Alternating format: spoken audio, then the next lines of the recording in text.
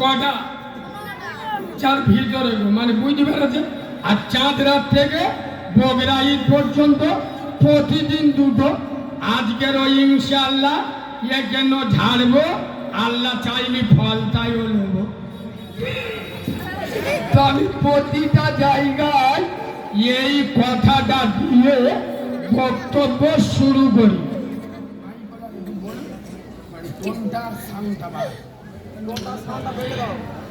আমি এই কথাটা দিয়ে বক্তব্য শুরু করি। কোনটা? যে আল্লাহ বক্তা এবং শ্রোতা বলার থেকে শোনার থেকে বেশি আমল করার তৌফিক দান করুন। কেন? মোল্লার বাচ্চারা জানে সব। এই হানা কথা বলে না, এত তবলিগের কাজ হয়। আরে তবলিগ জামাত আমরা তো গর্ব করি।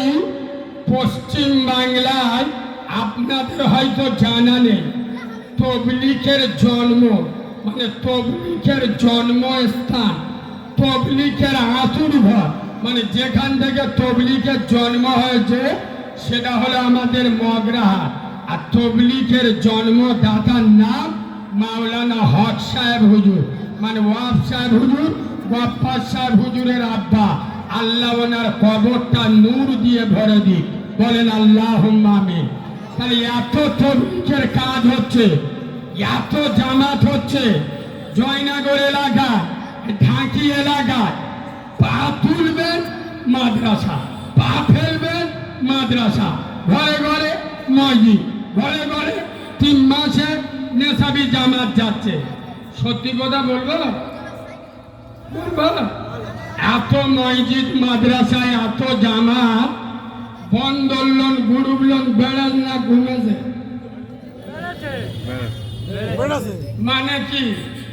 মোল্লার বাচ্চারা বলে এক, করে বলো।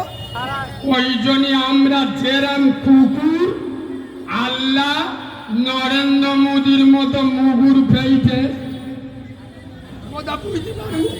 এটা নামাজ পড়বে, তা মসজিদ থাকলি তবে তো নামাজ পড়বে। চুপ, মসজিদ থাকলি তবে তো নামাজ পড়বে, মাদ্রাসা থাকলি তবে তো বাচ্চাদের পড়াবে, তার আগে পোকা মেরে দেবে। খোদার কসম, মোল্লার বাচ্চারা জানে সব, মানে বলো এটা ভুল বলে। যদি বলেন মোল্লারা মানে না, এটা বেঈমানি করা হবে।